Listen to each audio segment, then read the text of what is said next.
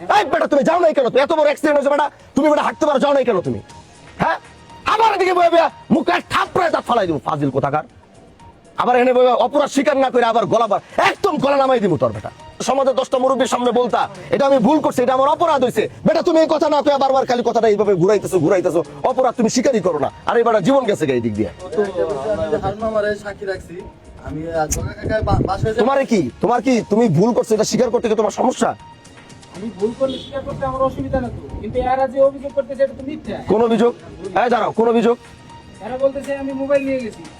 আমি আচ্ছা ধরলাম তুমি মোবাইল নাও নাই। আমি ওখান থেকে পালাই আসছি। আচ্ছা পালায় আসো নাই, আচ্ছা পালায় আসো। এই দাঁড়াও, এই বেটা দাঁড়াও, পালায় আসো নাই, এমনি আসছো। এখন তারপর এখন কি বলেন? তারপরে কি তুমি আর ওখানে ওর বাড়িতে যাওয়া দরকার ছিল কিনা? হ্যাঁ, আমার দরকার। কেন যাও নাই তুমি? তুমি কেন যাও নাই?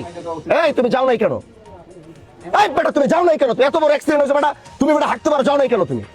হ্যাঁ, আবার এদিকে বয়ে মুখে থাপড়ায় দাঁত ফালাই দিব, ফাজিল কোথাকার।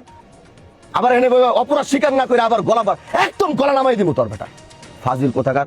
মরে যায় অবস্থা বেটা। তারপর আর বাইরে এতটুকু রহম দিলের মধ্যে হয় নাই না?